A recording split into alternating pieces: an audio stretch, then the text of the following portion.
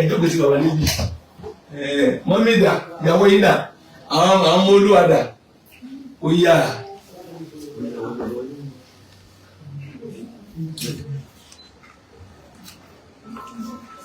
Mama wa mama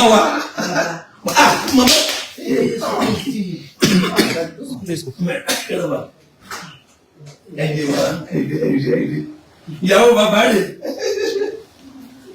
ẹjọ́ ṣẹlẹ̀ rájọ́ kò sí wà lẹ́gbẹ̀ẹ́ mi ó yá níbo ni ìyàwó bọ̀dá wà ẹ máa bọ̀ ẹ wọlé. That's great.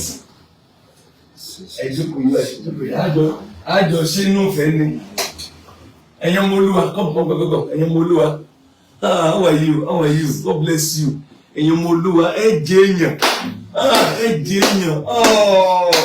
ẹ bá ń ká hallelujah àwọn ẹ̀ díẹ̀ wọlé bíi mẹ́ta mẹ́rin ẹ bá ń kí hallelujah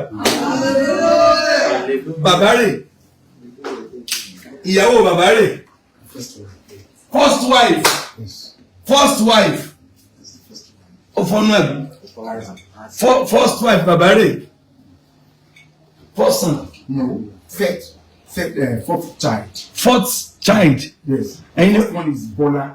The second one is Olumide. The third one, we were twins. We are a set of twins. Taiwo and Kendi. I'm Kendi. Taina. She lives in Lagos. Okay. And first born Baba? Bola. Then the second born Olumide. And the third born, we were a set of twins. And we are still Taiwo and Kendi. I'm Kendi. I'm the fourth born. Oh. Actually, and this is my wife.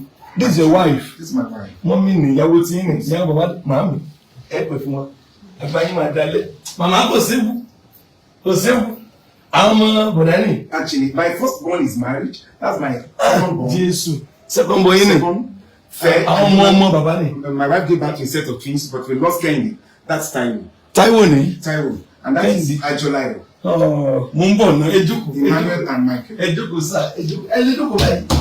Ẹ yọ mọ́ lọ́wọ́, okay, ẹ jókòó. Now, lè ronú síbì kan náà. Ẹ jọ̀ọ́ bàbá o, ẹ jọ̀ọ́. Yes ma. Ẹ sọ pé mo. Yes ma. Èmi lè sọ fọ́ o. Ẹni tí kàrí village náà wà o. Okay, kì í ṣẹ́yìn nìkan ìyàwó wọn. Yes. Ẹni tó bí méjì, ẹni tó bẹ́yọ̀ kan. Yes ma, mo ń bọ̀ wá. Ẹ ṣé màmá, ẹ pè fún màmá. Now, we look at things from different angles. A máa ń wo ọ̀rọ̀ láti ọ̀nà tó pọ̀. Ṣé mo, we are in the world and everybody is free to say this, to say this, to say this, glory to God. Gbogbo ẹ̀ náà fún ọgbọ́n Ọlọ́run ni. Ẹ wo gbọ́gbọ́ eléyìí. Ẹ má expect kí gbogbo ayé máa sọ̀rọ̀ yín dáadáa. Ẹ má expect kí gbogbo ayé yìí kán máa sọ̀rọ̀ yín dáadáa. Luke 6:37. Is this 37 or what? Luke 6:37. I've forgotten 37 ni. I'm 27. Bíbélì sọ kí ni kan bẹ́ẹ̀. Bíbélì ní ègbé ni fún yín nígbà tí gbogbo ayé bá ń sọ̀rọ̀ yín ní rere. Ègbé ni fún yín. A check in John chapter 7 verse 12. John 7 verse 12. Yes. Ẹni kí n check ibo. A check in John. Kí n check John 7:12. Yes. Èmi ń sọ tèmi lọ́wọ́ bàbá ní check nǹkan. Jẹ́ check ẹ̀. Èyí tí mo kà yìí verse 26 ní Luke 6:26 ni. No. So bàbá ní check John 7:12. John 7:12. Ẹ bá check ẹ bá check ẹ. Dey check ẹ mẹ. Ìdánù dé Bible ni.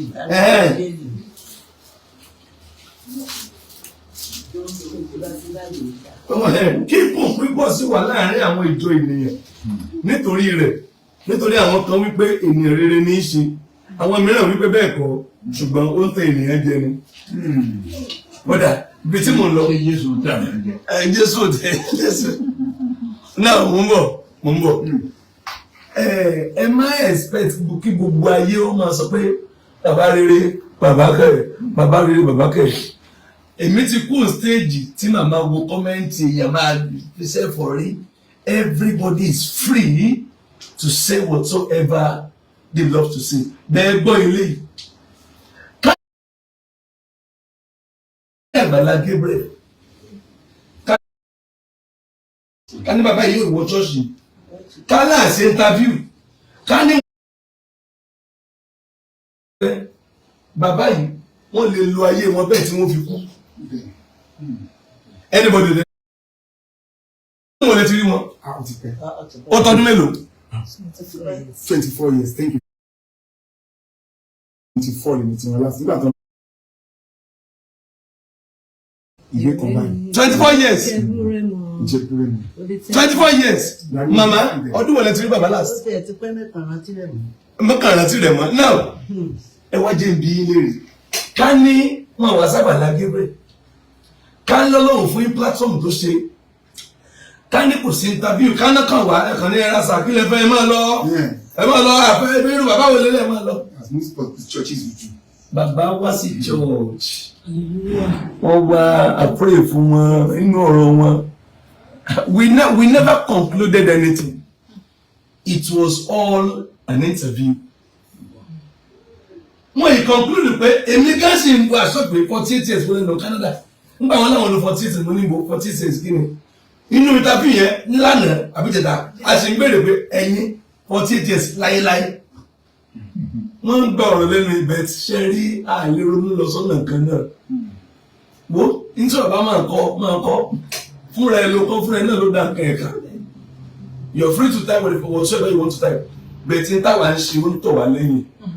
Mo sọ fún ìjẹta mo ní mi ìgbé bàbá wa kan lè fún wọn ní nǹkan kan o. Níbẹ̀rẹ̀ láìpẹ́ mo ń sọ mo ní àgbé bàbá wa fún ẹ̀bùn owó o. And he come and connected to his family.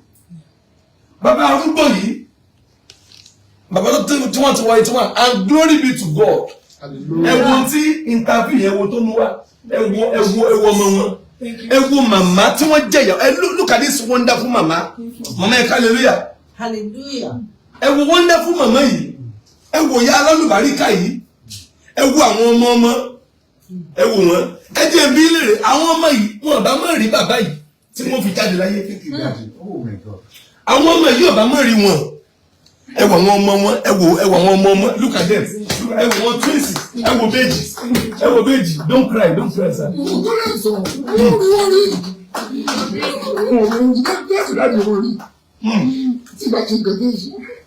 When I go to the church, I went. You saw me then. I went. It's the first time they will see their grandfather. Ẹ ti ẹ̀ jẹ́ akọ pàǹtí bàbá mi máa ń tán ṣe ìmọ̀ wọn. Ẹ ti ń tó gbóntàn bá ṣe láyé. Ẹ ti ẹ̀bọ̀ gbé ìṣiṣẹ́ bẹ́ẹ̀ kan náà. Ta ni ò jẹ́ ẹlẹ́ṣẹ̀? Ta ló mọ́ nínú ẹ̀yin tẹ́ ń wò yìí? Ta ló pé nínú ẹ̀yin tẹ́ ń wò yìí?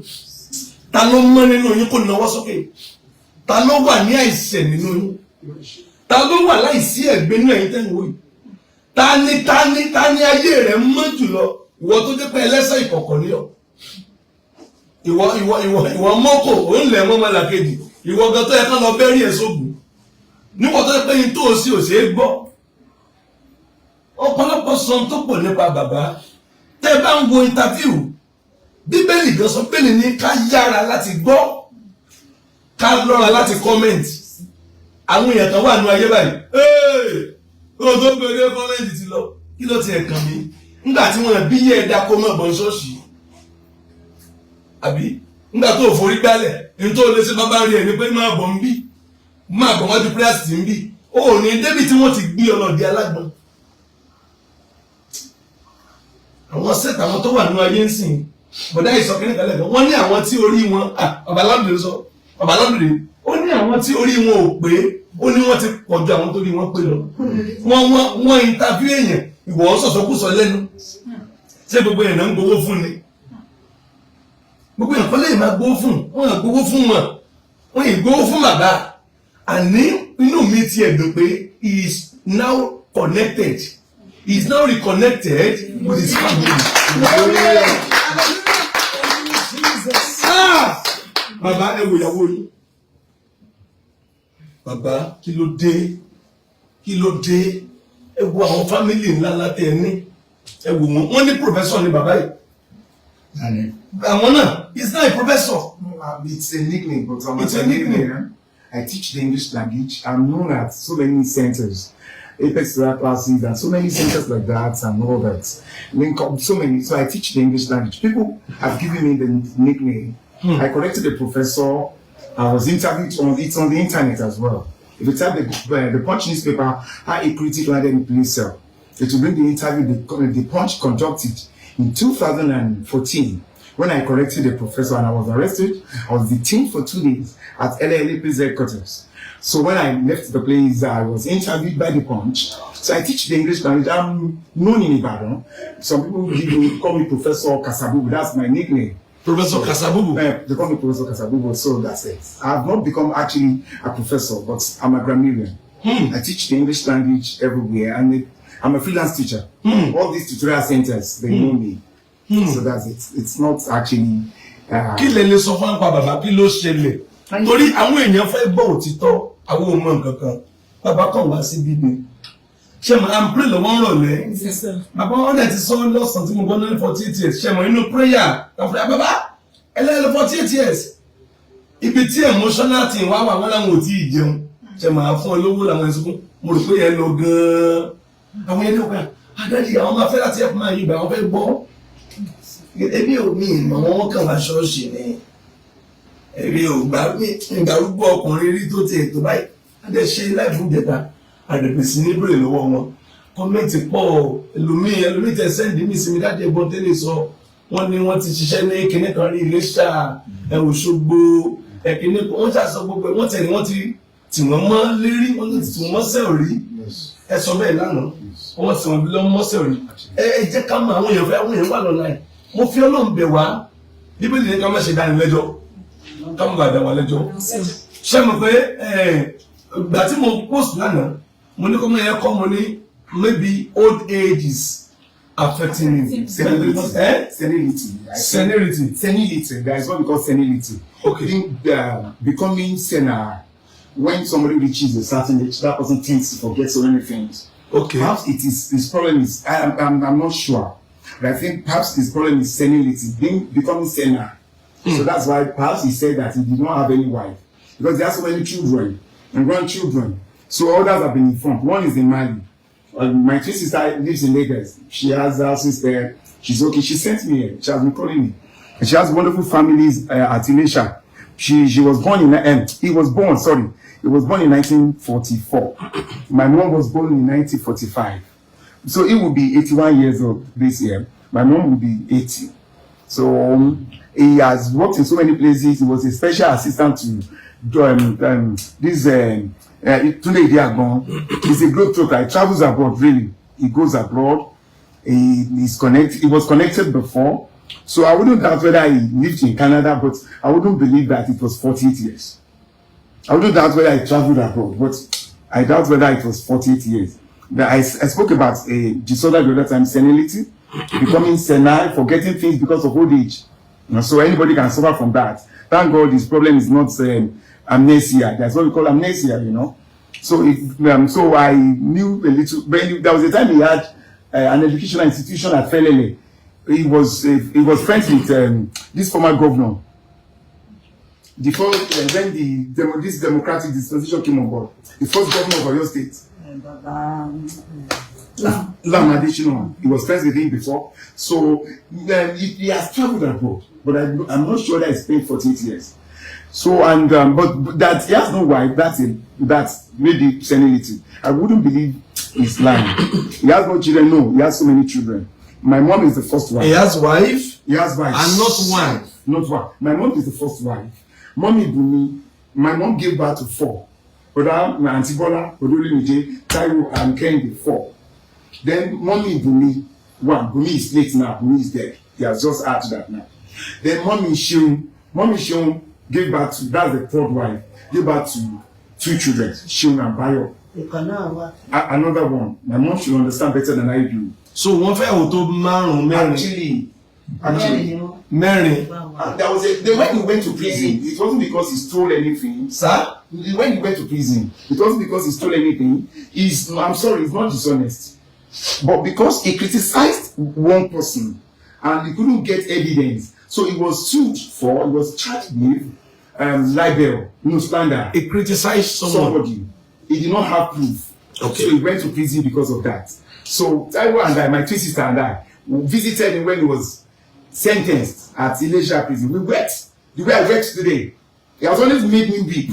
He has always made me weep. So when we were there, I was weeping. My dad saw me.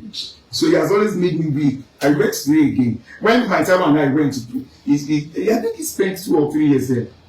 So he left, we saw him again. Then somebody later told us that, your daddy, if you see your dad, he goes with siren. So then there was a time he was interviewed along the IG. Yes. Who was the IG then? Inspector General. I bought a copy of the newspaper. So he spoke about Nigeria. He's an intellectual. He's an educator. He's not mad, but I don't doubt whether he's suffering from senility. I don't doubt that. But he's an icon. He's an iconoclast. He's an educator. He's a Brobignagian iconoclast. He's a gigantic erudite person. He's gigantically erudite. He's a gigantically erudite person. Well learned. So you can't doubt his erudition. When it's erudition, Brobignagian erudition or gigantic erudition. This man is well learned. So maybe senility and poverty, but because when somebody is poor, somebody may be saying rubbish again. Pastor Yadibele said, and I quote, poverty is a curse. Pastor Femi Mane said, and I quote, poverty is no longer a disease, it is a disaster. So it could, Dr. Delo Montunde said, so many things. So maybe poverty with senility can make somebody say, I don't have a wife. Mental disorder. So he's not mad, but these are the grandchildren, and we still have others. Nantawa has produced children too, Bodolumide in Mali, and Tibola or children. So he has children and grandchildren. So now, Baba níyàwó, ìdẹ́ ẹ̀sẹ̀ yọ̀kan, Baba lè bímọ. Baba ṣe ti gbàgbé nígbà tẹ́ ń sọ ni.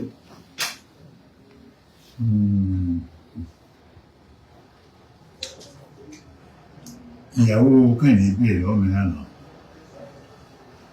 Ó ní ṣé mo mọ Kẹ́hìndé Awódíyà? Mo ní mi ò mọ Kẹ́hìndé Awódíyà. Torí Kẹ́hìndé tí mo mọ̀, òun change orúkọ ẹ̀ kúrò l'Awódíyà. Baba, question kan ni mo bí sá. Ṣé ẹ ti gbàgbé pé níyàwó ẹ̀dẹ̀ lọ́mọ ni? Ṣé ẹ ti gbàgbé because intention ni pé ìyàwó kan tẹ́ ẹ ní ó bímọ kú ni. Àbí tó sọ pé nìyẹn. Dẹ̀ tí conclude lórí ẹ̀. So bàbá ní ìyàwó kan táwọn ní bàbá mọ́mí rèé mọ́mọ́ wá rèé àwọn dádì rèé ọmọ yín ọmọ bòlù ṣé ẹ ti gbàgbé ni àbí àgbà ní sà ẹ má bínú sà. Kò rí kí ṣàgbà ọmọ kú yájọ ọmọ nù lọ. Sà? Ọmọ kú yájọ ọmọ nù lọ. Lánàá wo? Owó Yorùbá ni. Máàmì ẹjọ́ dájú wà ní ẹ jẹ́ ká máa sọ̀rọ̀ ẹ jẹ́ àpò ti dájú. Ní tí wàá fẹ́ máa jà kó máa jà, ó fẹ́ bọ́lọ̀ jà ni.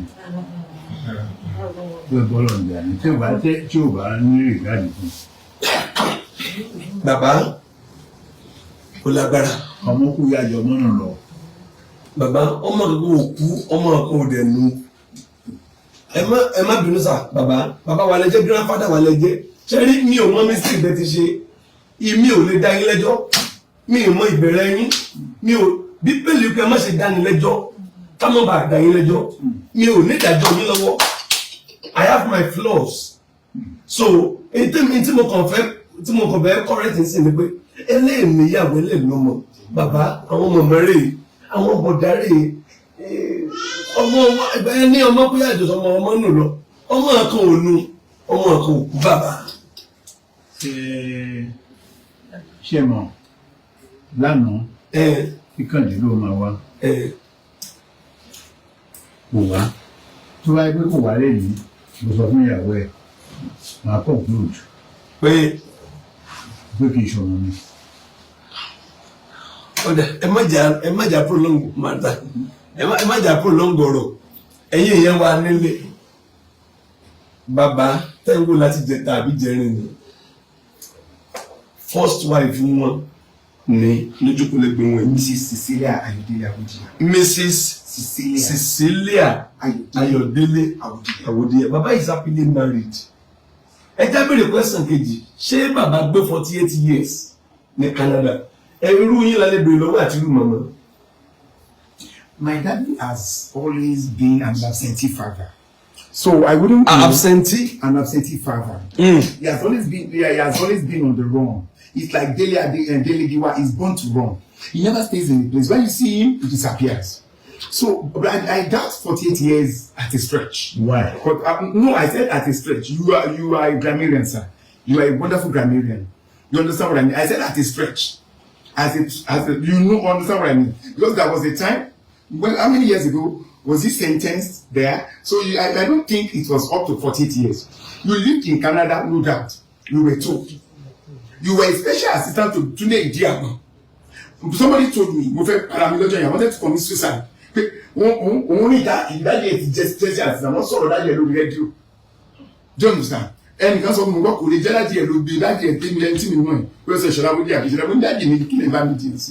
so you went to Canada.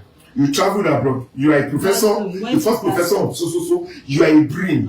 You are an intellectual. You are one of the cognoscenti the world has ever produced. One of the culturati, one of the literati. But I don't think you spent. I'm sorry, sir. You spent 48 years at a stretch. Maybe 20 years. You came back to Nigeria. You went back. You spent some because there was a time you were sentenced. My two sisters at Taiwo, both of us. We visited you. We frequented that place. So I know not 48 years, not at a stretch. Maybe he calculated everything. But he finished from Wesley Gate. He has been the professor. There was a time he had a church. But I think, I'm sorry to say this, I think 3 problems. Our father has always been an absentee father. 2, he never took care of the wives. 3, he never took care of the children. 4, I think he has a calling. God forgive me. He has a calling. Maybe he did not pick up the calling. Please, come again. I've tried to dissect his problems. I'm sorry, sir. Yes, sir. I said his problem. Now, to me, I've dissected his problems. To be one, he has always been an absentee father. Maybe that is. I'm talking about his problems. Number 2, he never took care of the wives. 3, he never took care of the children. Maybe he has a calling. If one has a calling, you understand better. 1, like he's always been an absentee father. 2, he never took care of the wives. 3, he never took care of the children. 4, he might have calling. Ìjẹ́ mọ̀ bí bàbá sọ lánàá, bàbá jẹ́wọ́, bàbá ní káwọn mọ́ parọ́. Nígbà ò dáa fáwọn àwọn ọ̀nà tí ẹni wọ̀dì. Ṣé wà ń bẹ̀? Àwọn ìyàwó lánàá, ẹ̀yin wọlé wà ń bẹ̀ lánàá. Àjẹta ni bàbá ní káwọn mọ́ parọ́ pé káwọn mọ́ parọ́ ń gbà àwọn lówó lọ́wọ́. Bàbá láwọn ò retí anybody. Wọ́n sọ yẹn lánàá. Yes. Ṣé rí téèyàn bá gbé láyé yóò ká màmá ìfẹ́ sọ̀rọ̀. Ẹ jọ sá kó tó lọ ẹ ṣe é pẹ fún bàbá. Àmì bàbá. Torí nínú gbogbo ìjọ mi ó ti pẹ́ mo káàkiri nílẹ̀ ayé tó jọ mẹ́ta bẹ̀sẹ̀ Agbala Gabriel. Olúgbégbó ìjàgbọ́n Ọlọ́run ṣiṣẹ́ ní pàṣẹ. Torí ọwọ́ fi mú bàbá mi kẹlẹ́ ti kú dànù ni àti pé orúkọ Awódìyà yẹn yọkàn mi débẹ̀ níṣà. Òpè méjì ẹni yóò ṣòro ìjà báríyà Awódìyà ọ̀rẹ́ yóò kan náà. ẹ̀rọ ti pọ̀ náà ti ń pè lọ́tọ̀ lọ́sì. From America. Tó bá rí mi àbá àpariwo pé yé kí ló dé. Ẹ jọ ẹ̀yin tẹ́ bá rí màmá ẹ má bínú ẹ̀yin tẹ́ bá rí màmá ó jẹ́ wọ́n gbọ́dọ̀ wá ní o. Ó pọn dandan láti ní pé kí n wá ní. Ọdún kan Awódìyà orúkọ lágbàgbà ni. Ti pè lókè lódò kí ló dé kí ló fẹ́ fà kí ló fẹ́ ṣe wàhálà kí ló dé ọtí sàn àti bínú pé ìwọ lọ́rùn ìjọba ń pè wá. Kejì ìdí tí ara ń gbé Awódìyà jẹ kí ṣe kó tó dà. Rárá nǹkan tó ń ṣe ló ti bà mí lọ́kàn jẹ́ ó bà gbogbo ènìyàn lọ́kàn jẹ́. Ẹni tẹ̀ kò ní pè mí wọ́n wá fóònù mi pé nọ́mbà mọ̀mọ́ ẹ pé kan tètè lọ yọjú sí bàbá Gabriel kan ṣàlàyé sí hàn pé kí bàbá ṣe bẹ́ẹ̀. Ẹni bí níbi níràn ilé Awódìyà orúkọ tí ó pè méjì kí ló dé bí kò yẹn fa fámìlì jẹ ní ìjọ náà ní bá gbogbo adé ìjọ fámìlì àjọ àfọwọ́ náà ní bínú ni wọ́n bá mi bẹ̀rẹ̀ pé kọjọ ọkọ bínú pé ìyàwó sọ pé kọmọ bínú. ẹ̀yin fámìlì Awódìyà wọ́n gbọ́dọ̀ màmá gbọ́dọ̀ wá ní o ṣe mọ̀ ọ̀rọ̀ kan bí ọ̀rọ̀ kí ni ìgbà òye mi ẹ bá ń ṣe àdúrà lọ́jọ́ wo ni ìjẹ́rin àkàngbàdúrà ń ta wa jẹ́jẹ́ bá ṣe máa ń ṣe ìrọ̀lẹ́ àtàárọ̀ ṣe mọ̀ wọ́n kàn capture time yẹn fún bàbá ló kàn lọ jẹ́ wọ́n kàn capture ẹ̀ it was not a bá yẹ pé conclusion ni màá dìdí wá ta ni pé bàbá nílò ìrànlọ́wọ́ ó dè ló ẹ bá fún ọ lọ́wọ́ no ṣe come on gbogbo olóró lọ síbi kan náà nà bàbá tí n tí mọ bó ṣe jẹ́ that was why tí mo fi repeat ẹ̀ lánàá pé mi ì tí ì gbọ́n wá fún ẹ̀pù ẹ kọ́kọ́ já tiẹ̀ mọ tó ṣẹlẹ̀ náà wẹ́ bẹ́ẹ̀ wípé bẹ́ẹ̀ wọ́gbọ̀n ìtẹ́lómi yóò kọ́ ń gbọ́dọ̀ pé ìwà àtìrán rẹ fọwọ́ náà lẹ́ fi jẹ́yàn ìtawà ń ṣe tọ̀wà lẹ́yìn ó rí mi ni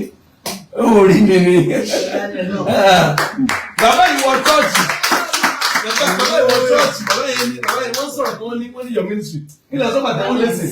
This church is a reality.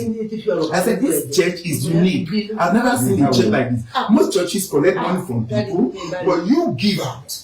No, I was flabbergasted. I was dumbfounded when I got here. I said, what kind of a unique church is this? Said, you don't belong to this Nigeria. You belong to Canada, America.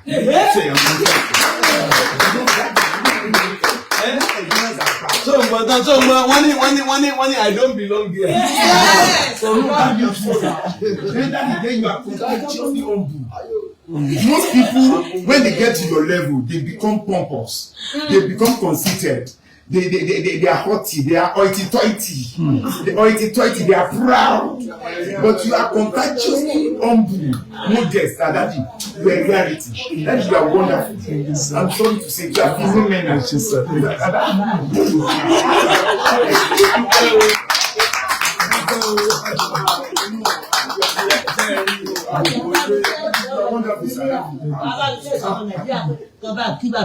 Yes. No, we need to emulate him. I've never met a man of God like you. I'm sorry.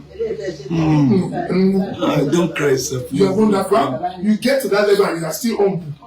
I saw you on the social media. You posted for my dad. Àwọn ọjọ́ lọ́mọ ṣe báyìí ní Nàìjíríà. Ẹgbẹ́ tí mo sọ wọ ikú ayọ̀ lé pé I met a man of God that is super duper, that is unique, that is phenomenal, that is excellent, splendid, that is gigantically impressive, illuminating, gigantically modest, impressively humble. That you stand out. You are unique. Yes, sir.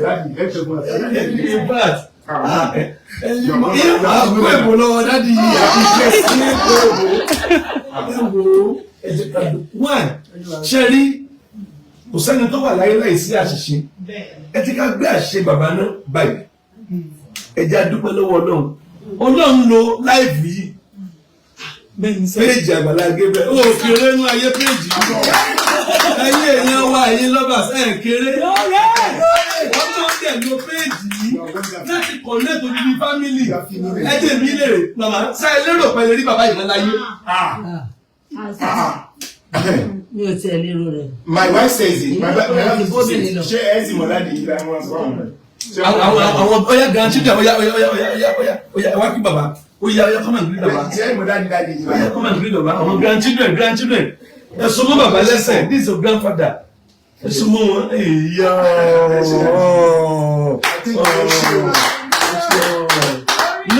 now ṣẹ́rí bàbá ti sọ fúnra wọn point kan tí mo fẹ́ ká mọ́rẹ̀ point yẹn ni kí gbogbo yẹn máa kọ́mẹ́ǹtì sí ẹgbọ́n mi o point kan mo fẹ́ ká kọ́mẹ́ǹtì sí bàbá fúnra wọn sọ ń jẹta bàbá ní pásítọ̀ ó ní káwọn mọ́ parọ́ wọn nígbà tí nǹkan wà ẹ lọ gbọ́ fídíò yẹn ń jẹta bàbá sọ bàbá ní àwọn o pé nígbà tó dà fáwọn àwọn ò rántí anybody wọn láwọn ò rántí family wọn sọ anybody ò bẹnu wọn sọ wọn láwọn ò rántí anybody wọn láwọn fly wọn láwọn ò orí ìyẹn wá ní kẹ́ ẹ ti kẹ́kọ̀ọ́ orí ìyẹn ní kẹ́ ẹ ti comment ẹ dẹ̀ mọ́ dà wọn lẹ́jọ́ ẹ kàn bá wọn bèrè ìdarí jẹ́sẹ̀ Jésù ní èwo ni ò dẹ́ṣẹ̀ rí inú yín ó yá kó mú òkú wá èwo ló pẹ́ nínú yín ẹ bá ń bí àwọn táwọn ìlérè ẹ bá ń bá wọn 2 million ìlérè ask them èwo ni ẹsẹ̀ lẹ́sẹ̀ èwo ni òkòwò jẹ rí nínú èwo ló pẹ́ ta ni ẹṣọ rẹ̀ mọ́ Bíbélì wípé tí n bá ní ìsàmì ẹ̀ṣẹ̀ ta ni ó dúró ẹbí wọn lè rìn ní ẹ̀yìn tẹ́ dúró ta ni ó dúró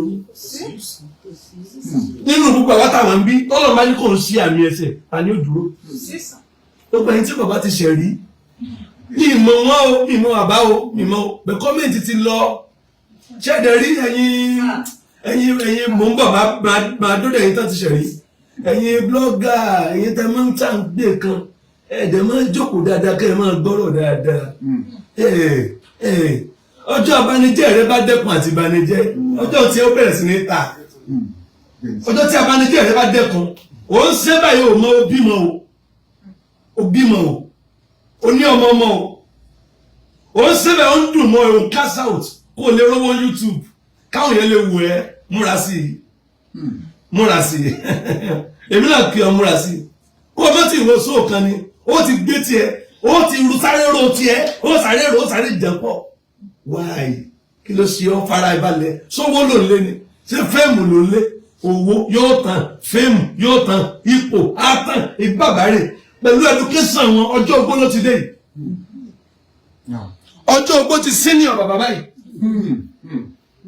bí ọba ṣe kọ̀wé tó ń ṣe tó wọn lè ṣe bí ìtàtijọ́ mọ́ ọjọ́ ogbó ti wọ́n ń bù wọ́n báyìí èmi fẹ́ bá bàbá bẹ̀bẹ̀ kan mi ò béèrè owó fún wọn o bẹ́ẹ̀ àwọn kan pè mí dáadé àwọn fẹ́ support wọn ìyẹn ọ̀tọ̀ mo fẹ́ bàbá bẹ̀bẹ̀ mo rí àwọn comment bàbá ti ṣe àwọn kan bọ̀dá ilé mọ́mọ́ ń pa ẹ̀ nínú comment táwọn because ọ̀dọ́ wa ní gbogbo ẹ̀ wọlé sí message pọ̀ níbi pé àlékà tán àkànpíkà wọn ká lékà èmi ò lè ní ní ìtẹ́ mo ti jókà comment sí o ti pẹ́ mi ò ń bo n bá ṣe láìpẹ́ mo ti kó oúnjẹ so mo fẹ́ bá bàbá bẹ̀rẹ̀ ẹ bá ń send fídíò sí àwọn tó máa comment pápá yìí tí ẹ ti pé wọ́n gbé church ẹnìkan rí wọ́n sọ wọ́n dúpẹ́ nìkan mi mọ́ I don't know torí mi mọ̀ mo fẹ́ bá bàbá bẹ̀rẹ̀ pé ẹ jọ ń torí Ọlọ́run bàbá yìí ti dàgbà ẹ wo tọ́jú orí mọ́ wọn lára ẹ wo tọ́jú orí mọ́ wọn lára bọ̀dá ẹ jáde ọ̀dọ̀wálẹ̀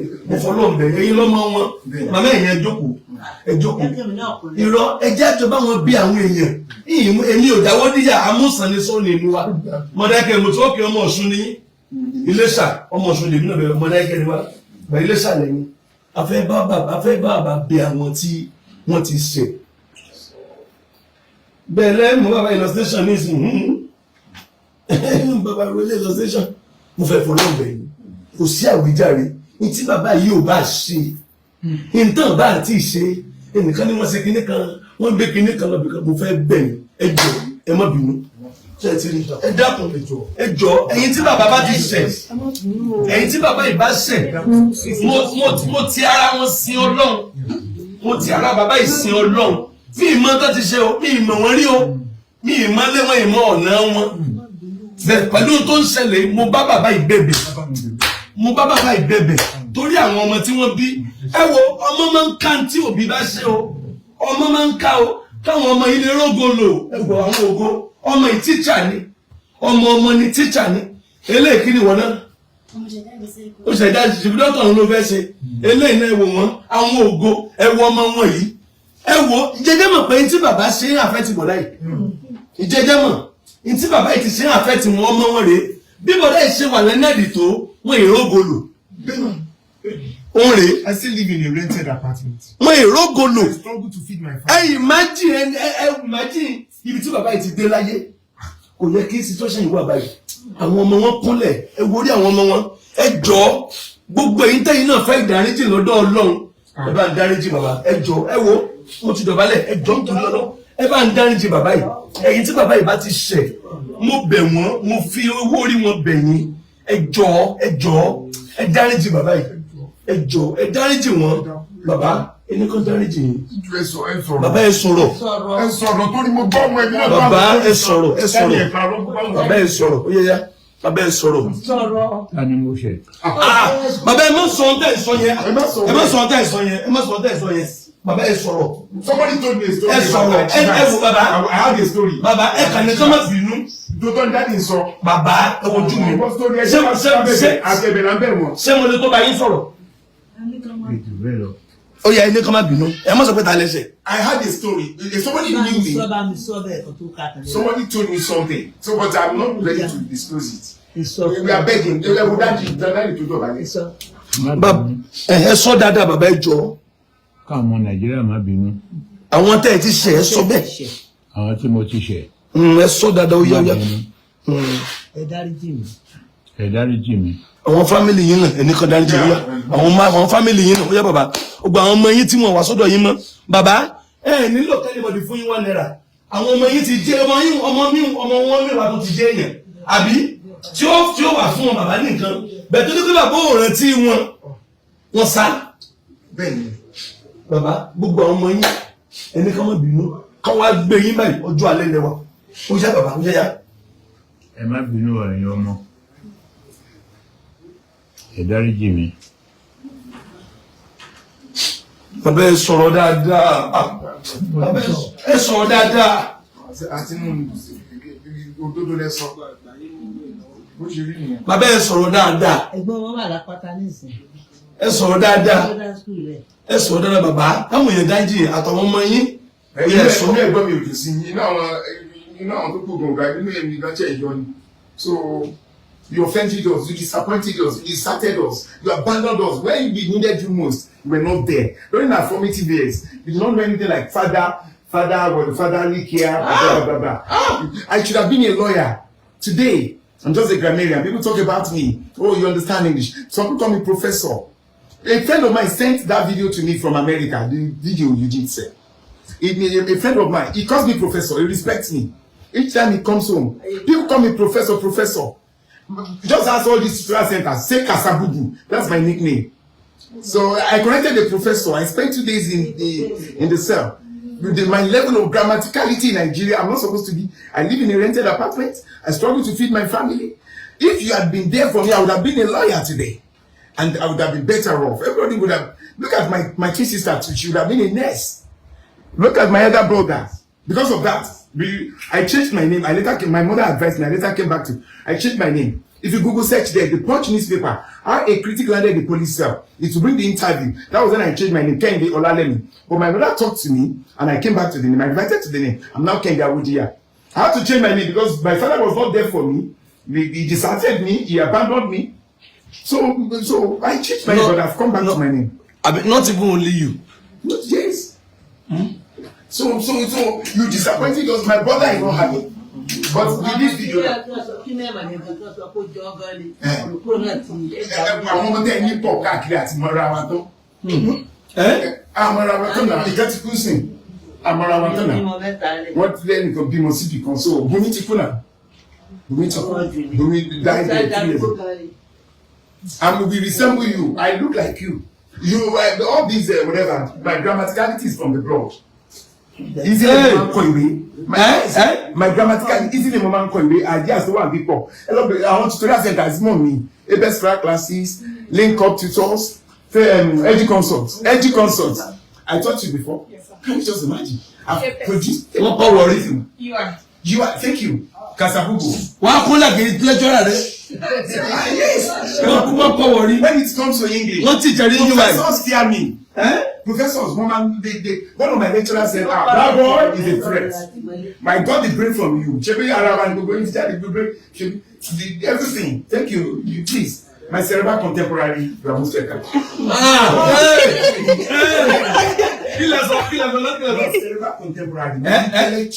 My cerebral contemporary. My cerebral contemporary. Cerebral means educated, learned, lettered, scholastic. But contemporary means mate, colleague. So, all is the edu consult, best classes, link up to my cerebral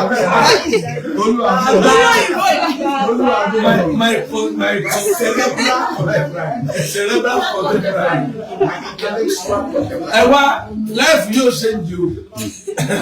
I want to bank another life. My cerebral, my learned fellow. That's another one. So English is idiosyncratically dynamic, but not phantasmagorically.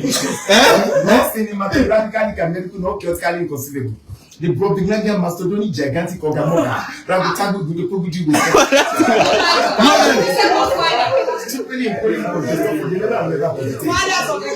ẹ wọ ọmọ bàbá ẹ wọ ẹkùn now ẹ wá sọ fún mi ẹ wo orú ìwé tí bàbá yìí kọ yìí ẹ má gbàgbé ọ̀rọ̀ o ẹ má sọ̀rọ̀ gbàgbé ọ̀rọ̀ o bàbá kọ ìwé yẹn ga tó báyìí àwọn èèyàn ń pè mí sáà dábùkù.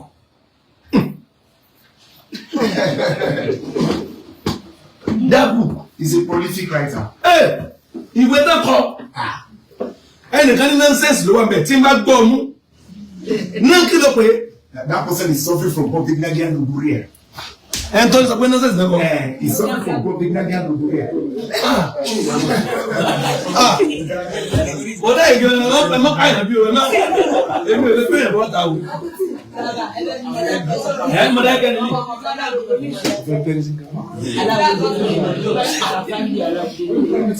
Ó bímọ fún wọn.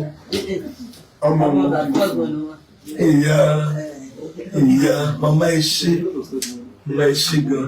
Inú mi dùn.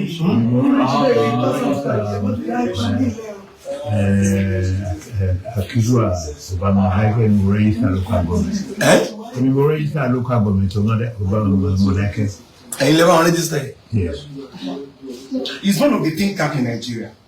He's one of the think tank in Nigeria. He's one of the think tank. It's a think tank with a group of people that discusses the problem of the society and they dissect and provide solutions. So he's one of the think tank. No, he's an intellectual. He's a cerebral colossus. An intellectual giant. Intellectual giant. That's a cerebral colossus. They don't carry me go where I don't know. Mo gbé lọ sẹ́yìn. Ẹjọ́ lẹ́yìn ìdáríjì lẹ́yìn pé family bàbá ti kọ́ ṣẹ́rí yòókù wọn á lọ yanjú ẹ̀ láàrin family. Lẹ́yìn pé mo ti gbọ́ wọn wá báyìí wọ́n ti bẹ̀rẹ̀ máa tún ní kọ́sọ́ pé kí káwọn ìmọ̀bìnrin lẹ̀ kan sí. Lẹ́yìn ẹ̀ ọ̀rọ̀ ti dọ̀rọ̀ family ó ti kúrò mídíà. Ẹ̀yin tí bàbá ṣẹ̀ ẹ̀ má bínú. Mo bẹ̀yìn lẹ́ẹ̀kan ẹ̀jẹ̀ má bínú. Mi ì mọ́ ó bẹ̀t mo fi Jésù bẹ̀yìn.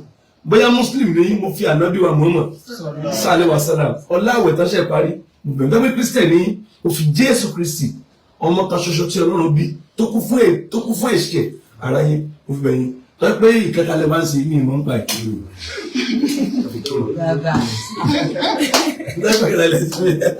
So mo bẹ̀yìn. So now lẹ́yìn ìdáríjì yìí tọ́rọ̀ tí wàá dọ̀rọ̀ family ní ìmọ̀ nǹkan tó pọ̀ wà nílé fún bàbá yìí. Ìwọ ọmọ nǹkan tó pọ̀ nílé wà fún wọn. Mo ń rò. Ṣé bàbá ní okay, ta ló ní social media ní family? No, I'm just on WhatsApp and phone. Ṣé bóyá kẹ́ ẹ ṣí Facebook? Tí bàbá fún máa lọ connect because àwọn èèyàn fẹ́ máa ṣe follow. Bàbá ti di ìtàn wa jẹ́ gangan náà tó ṣe dì í. Ayékulẹ̀ mọ̀ wọ́n tẹ́lẹ̀ nínú pé wọ́n jẹ́ gàgà tí a gbẹ gàgà tula bẹ́ẹ̀ báyìí ojú tó ti wá àwọn tó ti wo fídíò Saturday wọ́n ti pé wọ́n 2 million. Èèyàn tó mo wò lọ́sàn-án ó ti di 1.8 million views. Ká ní mò ń ṣe business Facebook mi láti gbowó burúkú ìmọ̀ sí ní ẹ̀kọ́ mi ó ní etí yẹn ó ti pa báyìí mi ò fi ṣe business ògbóni fọlọ́run lókè ọ̀run. How do we manage? How bàbá pẹ̀lú ìwé tó ń fẹ́ ṣe I don't know ìmọ̀ ẹ̀yìn èèyàn ní tí mo rò pé ilé pèsè báyìí ó kéje nígbà kọ́ mẹ́wàá fún mi fò lẹ glow line yẹn kọ́ tí WhatsApp lélẹ̀ àbí. Kí lẹ rò ṣẹ́rẹ́ yìí tẹ́ bá fẹ́ sọ̀rọ̀ ẹjọ́ ẹ má padà sẹ́yìn èyí tó ti lọ ẹjẹ́ kó lọ. Kí lẹ fẹ́ kí bàbá ṣe? Bàbá ti reunite pẹ̀lú family wọn. In fact mo rí ìsìn wọn lénìí wọ́n máa fẹ́ wọ́n lọ lé tó máa fẹ́ padà wá ṣọ́ọ̀ṣì pé mo fẹ́ lọ wo mọ̀ mí ṣọ́ọ̀ṣì mo fẹ́ lọ wo pásítọ̀ tó rà àwọn sọ lẹ́nu wọ́n ní Àgbàlá ni màá kú sí Àgbàlá ni màá ṣe mo ní bàbá ẹ jẹ́ family yẹn bàbá ẹ ní ò màmá ẹ ti ẹ̀kọ́ ló ya ayọ̀ lé náà ẹ ti ẹ̀kọ́ àbí bàbá ẹ dìlé náà ìyẹn jẹ́ number 1 family rẹ̀ ẹ dìlé náà lẹ́sọ̀ mo fẹ́ gba kọ́ báyìí kọ́ mẹ́wàá WhatsApp 07054900751 mi ò gbé àbájáde fún ẹ̀pù bẹ́ẹ̀ ni bọ̀dì bá ní tó fẹ́ ṣe fún wọn tẹ́ ẹ bá ti pè ẹ lè bá wọn sọ̀rọ̀ tẹ́ ẹ bọ̀dì bá ti pè ẹ̀yin tẹ́ ẹ fẹ́ pè ẹ má padà sẹ́yìn mọ́ ẹ kí bàbá ẹ pẹ̀lẹ́ káwọn fámìlì ní tó bá fẹ́ kí bàbá ṣe bóyá tí nǹkan ó tún fi máa tún tẹ̀síwájú fún wọn ní ká sọ so bàbá kọ̀wé ìwé wà nílé mímọ́ ẹ pè 07054900751 WhatsApp 07054900751 070 ó ti pín ní 54900751 ẹni pè wọlé. wọ́n fi sílẹ̀ gbogbo àwọn ọmọ tó wà lórí TikTok tó ń ṣe bálabàla kiri yẹn àwọn náà ní ọgbọ́n náà fi débẹ̀ yẹn ṣùgbọ́n wọn ò bọ́ ṣe máa lò ó ìyẹn jẹ́ ìmọ̀ràn mi àwọn ọmọ bàbá tó kù kí gbogbo wọn lè bọ́ nínú ìdè tó bá jẹ́ iṣẹ́ tí Ọlọ́run ẹlẹ́dàá bàbá rọ́ bàbá wá sáyé tí bàbá kọ̀ láti jẹ tó jẹ́ iṣẹ́ alágbára ni tí bàbá ò jẹ́ iṣẹ́ yẹn Ọlọ́run á wà lára wọn bí Ébẹ́lì ni ó ní ẹ̀jẹ̀ òun ń béèrè fún ẹ̀jẹ̀ àbúrò ẹ̀ lórí ẹ̀ ó ní àmì máa wà lára ẹ̀ kò sẹ́ni tó máa pa ẹ́ tó bá jẹ́ ọwọ́ Ọlọ́run ló wà lára bàbá tó ń tì káàkiri kò sí ẹ̀dá kankan wọ́n ṣe pààyàn má ṣe máa ṣe títí tán fi máa débi tó kù wọ́n wà. wọ́n ti débẹ̀ ara iṣẹ́ ìránṣẹ́ yín nìyẹn èmi bí ẹnìkan pinnu láti fún wọn lówó mo rí pé mo gbà tí mo bẹ̀rẹ̀ sí wo fídíò yẹn mo lọ́wọ́ wà lára bàbá yìí ó kì í ṣe ọwọ́ ènìyàn orí bọ́n ṣe ń rìn káàkiri wọ́n lè ti pàdé ikú wọ́n ti wálé gbogbo everybody kó dárí tí wọn kó wá jẹ́ ká ṣe àtúnṣe kó má bàa di èkó nínú ìdílé títí wọn náà ọmọ wọn àkọ́kọ́ ìyẹn kejì nìyẹn tí wọn bá ṣe àtúnṣe yẹn kí wọ́n gbé iṣẹ́ tí a gbélé wọn lọ́wọ́ jáde báyẹn nǹkan yẹn lè fẹ́ máa lọ káàkiri